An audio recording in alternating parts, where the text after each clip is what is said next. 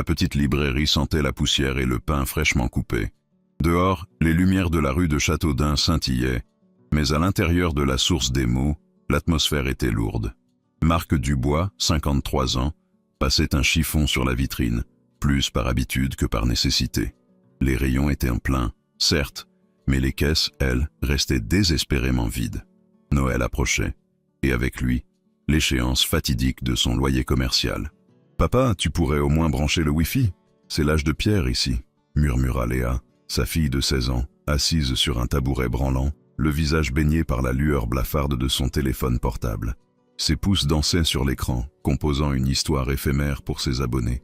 Une vie qu'elle jugeait infiniment plus réelle que celle, déclinante, de la librairie familiale.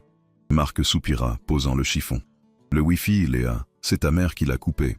Elle dit que si tu passes toute la soirée ici, tu devrais au moins faire semblant de respirer l'air de Noël, au lieu de ce monde parallèle. » Léa leva les yeux au ciel, un geste qui exprimait à lui seul des années de frustration adolescente. « Ce n'est pas un monde parallèle, c'est le monde, papa.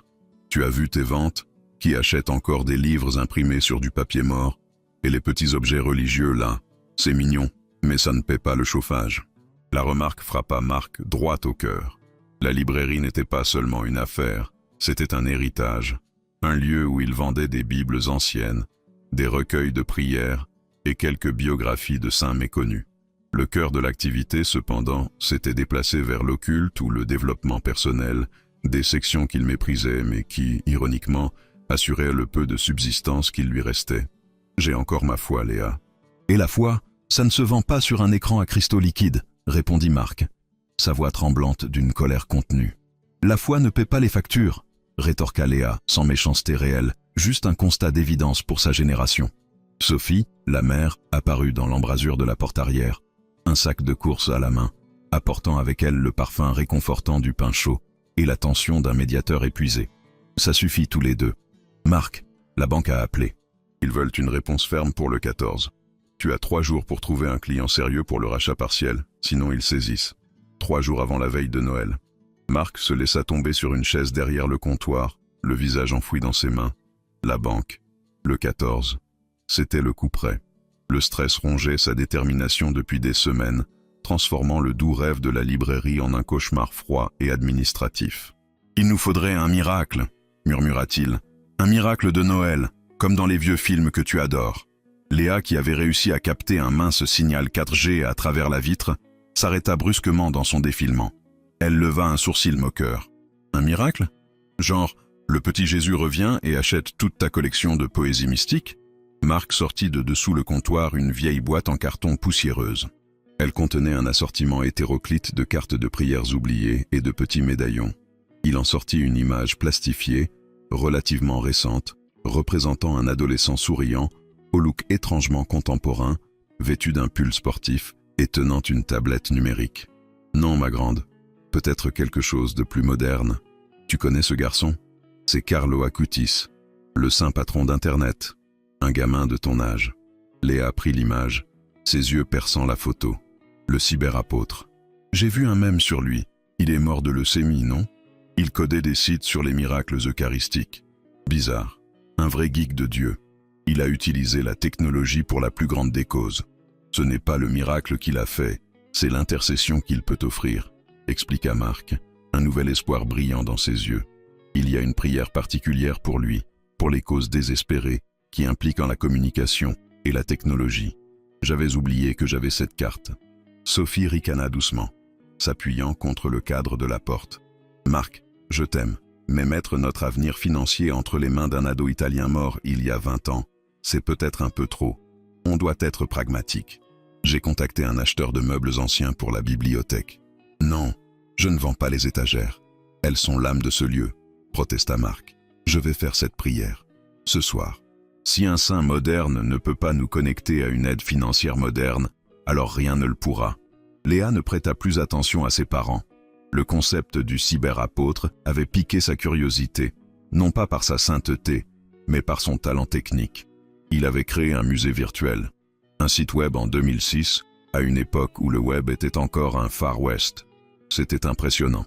De retour dans sa chambre, elle se connecta à son ordinateur de bureau, un monstre de puissance qu'elle utilisait pour le montage vidéo et, secrètement, pour le hacking ludique.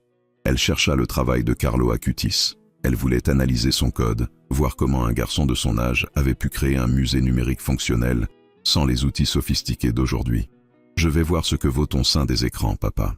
Peut-être qu'il m'apprendra 2 ou 3 astuces d'optimisation du référencement, » se dit-elle, tapant frénétiquement. Pendant ce temps, en bas, Marc s'agenouillait maladroitement derrière le comptoir, tenant l'image de Carlo Acutis. La prière, imprimée au verso de la carte, parlait d'ouvrir les cœurs et d'utiliser la lumière numérique pour trouver des solutions tangibles. Il priait « Bienheureux Carlo, toi qui as su faire d'Internet un chemin vers le ciel, intercède pour nous. Que la lumière de la vérité guide les acheteurs potentiels vers cette vieille maison et qu'un miracle économique se produise avant que cette veille de Noël ne nous trouve sans toi, sans espoir. » Il se sentait bête et désespéré, mais un calme étrange s'installa en lui. Il posa la carte et se releva.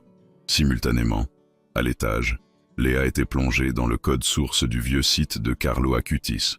C'était un fouillis d'HTML archaïque, mais avec des structures logiques étonnamment solides. Elle sourit, admirative. Ce gosse avait du génie. Elle décida de s'amuser. Elle programma un petit bot pour scanner les vieux forums catholiques et les groupes de collectionneurs de livres, utilisant des mots-clés liés aux spécialités rares de son père. Elle se moquait de l'idée d'un miracle, mais elle pouvait au moins lancer une campagne de marketing viral non sollicitée. Si le sein des écrans est censé faire des miracles numériques, on va lui donner un coup de pouce, ricana-t-elle, validant l'exécution du bot.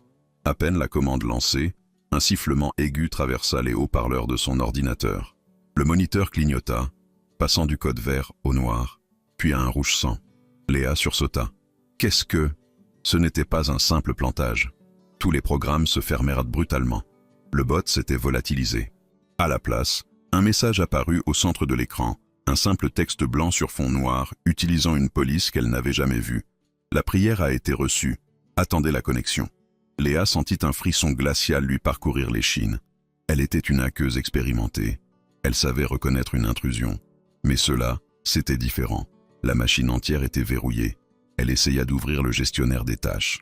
Rien. Au même moment, Marc, qui était descendu se faire un thé, entendit sa propre sonnerie de téléphone.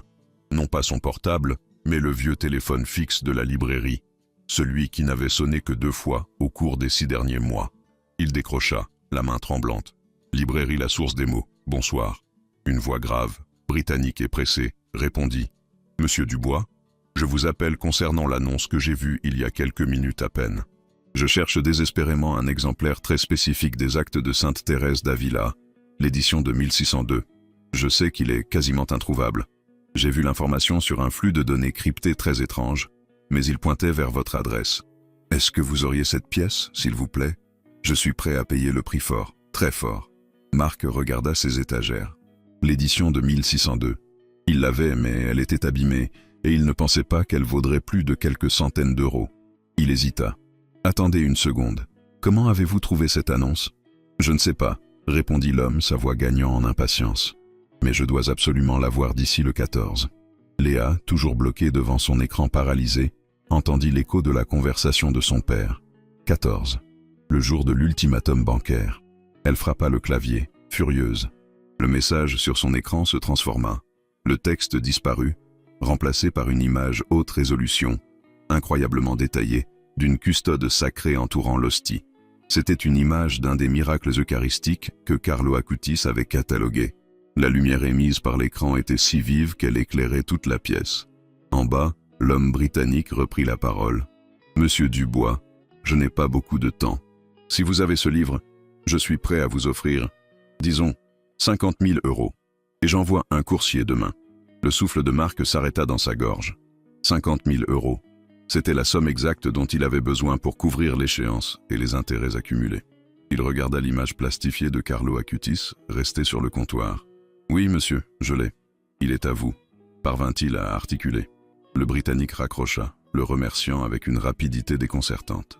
Marc resta figé, le combiné à la main. En haut, Léa regardait l'image brillante du miracle eucharistique qui refusait de quitter son écran. Son cœur battait la chamade. Elle venait de voir l'un de ses firewalls les plus complexes se volatiliser. Et la connexion s'était établie. La prière avait été reçue. Mais ce n'était pas un simple flux d'argent.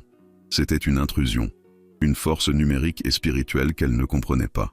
Soudain, l'image se fragmenta. Un nouveau message apparut, encore plus court et plus troublant. Première connexion établie. Deuxième requête en attente. Le test commence. Un bruit sourd résonna dans le salon en bas, coupant le silence de la nuit. Léa se précipita hors de sa chambre, inquiète. Elle trouva Marc, pâle, fixant le sol de la librairie. Juste à côté de la petite étagère où était rangée l'édition de 1602, le mur en plâtre venait de s'effondrer partiellement, révélant derrière lui non pas la brique, mais un compartiment secret, sombre et inconnu. « Papa, qu'est-ce qui s'est passé ?» demanda Léa, la peur lui nouant la gorge. Marc ne répondit pas. Il fixait le trou béant. De ce trou émanait une odeur forte de soufre et de vieux parchemin. Et dans l'obscurité, quelque chose scintillait, non pas de l'or, mais quelque chose de fragile, un objet ancien, enveloppé dans un morceau de tissu écarlate. Léa et Marc se regardèrent. La somme nécessaire était trouvée, mais le véritable test, la vraie connexion, venait juste de commencer. Et il était caché derrière le mur de la librairie. Marc s'agenouilla près du trou, la bouche sèche, l'odeur de soufre lui vrillant les narines. Le tissu écarlate qui enveloppait l'objet l'intriguait plus que l'or qu'il n'était pas. « Nous n'avons pas le temps d'hésiter », murmura Marc, sa voix grave brisée par l'adrénaline. « Je dois le récupérer. Sois prudent, c'est profond, » avertit Léa, s'éloignant un instant pour chercher quelque chose de suffisamment long et solide. Elle revint avec une longue équerre métallique, vestige rouillé d'une ancienne étagère. Elle l'attendit à Marc. Marc fit glisser l'équerre dans l'ouverture. La distance était trompeuse. Après quelques tentatives, la pointe du métal accrocha la masse enveloppée. Il tira doucement. L'objet résista, puis céda avec un bruit de déchirement étouffé, la soie se déchirant légèrement contre la pierre brute. Il le hissa à la lumière chiche de la pièce arrière. L'odeur s'intensifia, mélange de mine chaude et d'encre séchée vieille de plusieurs siècles. L'objet n'était pas un livre, mais un cylindre, d'une trentaine de centimètres de long. Il était fait d'un métal lourd, probablement de l'argent oxydé par le temps, et entièrement recouvert de minuscules inscriptions.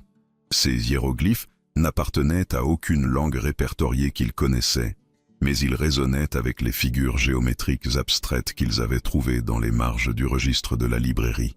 Le tissu écarlate tomba au sol, révélant la froide splendeur du cylindre. Il n'y avait aucune serrure visible, aucune jointure. C'était un coffret sans ouverture apparente. Au moment où Marc posa le cylindre sur le sol poussiéreux, le trou béant derrière lui se mit à gémir. La pierre, fraîchement brisée par leur effort, se mit à bouger. Ce n'était pas un effondrement, mais une reconstitution. Lentement, implacablement, les dalles de pierre glissèrent en place, propulsées par une force interne et inconnue, scellant l'accès à la cavité sulfurée. En moins d'une minute, la fissure avait disparu, ne laissant qu'un mur de pierre solide, à nouveau stable et muet. Léa déglutit. C'était une porte temporaire, un mécanisme de garde. Il a réagi à l'extraction, conclut Marc, ramassant le cylindre. La pièce semblait soudain beaucoup plus petite, les murs plus proches. L'urgence s'installa. S'ils avaient débloqué quelque chose, ils devaient maintenant comprendre comment l'utiliser avant que le système de défense de l'ancienne librairie ne se retourne contre eux. Léa se précipita vers l'étagère renversée et récupéra le volume qu'ils avaient posé plus tôt, le traité sur l'harmonie du savoir. Elle l'ouvrit, ignorant la poussière et les débris. « Regarde, Marc, les symboles. Ils ne sont pas identiques, mais le rythme, la cadence des lignes, c'est la même syntaxe que celle-ci. » Elle pointa du doigt une illustration complexe au centre du livre, une sorte de schéma cosmographique. Marc posa le cylindre à côté du schéma. Une connexion était indéniable. Le cylindre n'était pas le trésor, mais la clé maîtresse, la somme nécessaire pour ouvrir l'accès à la véritable connaissance cachée. Ce n'est pas un coffre, c'est un élément manquant, réalisa Marc. Il doit s'intégrer dans une structure préexistante. Un point focal. Ils se regardèrent. La librairie elle-même. Ils traversèrent la petite porte de service et réintégrèrent la grande salle de lecture. L'atmosphère y était différente. Les ombres s'étiraient, les rayonnages paraissaient plus hauts et menaçants. Le silence n'était plus paisible. Il était attendant. Le centre de la pièce était dominé par un grand globe terrestre ancien, fabriqué en laiton vert de gris et posé sur un piédestal orné. Ce globe était souvent ignoré. servant plus de décoration que d'outil. Léa s'approcha. Le laiton était patiné, mais elle remarqua une anomalie. Le globe ne reposait pas sur un axe plein, mais semblait prêt à accepter une pièce centrale. Le pivot, souffla-t-elle. Regarde, il y a un logement ici. Marc s'avança, son cœur battant la chamade. Si c'était un piège, c'était trop tard.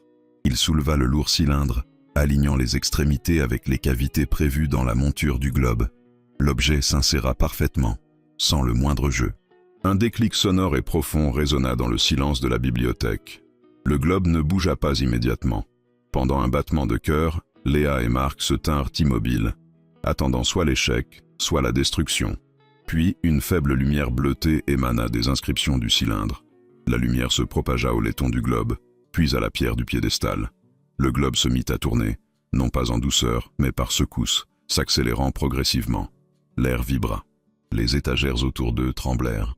Le bruit n'était pas le fracas d'un tremblement de terre, mais un vrombissement mécanique, sourd et puissant, provenant des profondeurs du bâtiment. Le globe atteignit une vitesse folle. Le rayon de lumière bleutée frappa le plafond voûté. Des fissures apparurent sur la fresque ancienne. Léa protégea ses yeux. « Qu'est-ce que ça fait ?»« Le test !» cria Marc par-dessus le bruit assourdissant. « C'est l'équilibre du savoir, l'harmonie !» Au lieu de s'ouvrir sur un trésor matériel, l'espace changea de perspective. Les rayonnages ne bougèrent pas physiquement, mais la lumière, dirigée par la rotation du globe, isola une zone spécifique de la bibliothèque, à l'opposé de l'endroit où ils avaient pénétré. Dans ce coin, sur une étagère centrale, qui avait semblé banale jusque-là, un livre, un seul, se mit à irradier une clarté douce et dorée. Il n'était pas poussiéreux, pas jauni. C'était le point de convergence. Le bruit s'arrêta aussi soudainement qu'il avait commencé. Le globe s'immobilisa, le cylindre toujours en place, sa lumière s'éteignant. Le silence revint, plus dense qu'avant, chargé d'une vérité palpable. « C'est le livre !» souffla Léa, avançant à pas mesurés vers l'étagère éclairée. Elle tendit la main et prit le volume. Sa couverture était en cuir souple. Ses pages fines sentaient la vanille et l'encre fraîche, un contraste saisissant avec les reliques poussiéreuses qui l'entouraient. Le titre n'était pas affiché de manière cryptique ou symbolique. Il était écrit clairement, en lettres fines et élégantes, les transcriptions de Glaris, devoir et héritage, le livre qu'il cherchait, le moyen de comprendre et d'honorer la dette du vieux monsieur Dubois, le gardien oublié, la clé de la véritable connexion. Pendant que Léa examinait le livre, Marc, les yeux rivés sur le piédestal du globe, remarqua que la rotation avait ouvert un petit panneau dissimulé dans le laiton. Il s'inclina. À l'intérieur, il n'y avait pas de lingots ou de bijoux. Il y avait une enveloppe, scellée d'un cachet de cire portant le même symbole que le cylindre. À côté, un rouleau de parchemin. Marc ouvrit l'enveloppe. Elle contenait une liasse de billets de banque, comptés avec une précision stupéfiante. Il n'y avait pas de richesse illimitée, mais la somme exacte dont ils avaient besoin pour payer la dette à court terme et stabiliser la situation financière de la librairie. La somme nécessaire. Il déroula le parchemin. Il s'agissait d'un acte notarié daté d'un siècle plus tôt, mais rendu valide par la récente activation. L'acte stipulait que, si l'objet de l'harmonie était activé par des individus capables de percevoir l'équilibre du savoir, prouvé par l'intégration de la clé, une fondation anonyme et pérenne serait activée pour racheter et garantir la pérennité de la librairie et de sa collection, à condition que le livre des transcriptions soit trouvé et préservé. C'était le legs du vieux Dubois. Il n'avait pas caché un trésor matériel, mais avait mis en place un test de foi et d'intelligence. Le véritable test n'était pas de trouver de l'argent, mais de prouver qu'ils étaient dignes de l'héritage, qu'ils recherchaient la connexion et le savoir avant la richesse. Léa et Marc se rencontrèrent au centre de la salle, entre le globe muet et l'étagère maintenant sombre. « Nous avons le livre », dit Léa, les mains tremblantes. « Et Marc, nous avons la somme.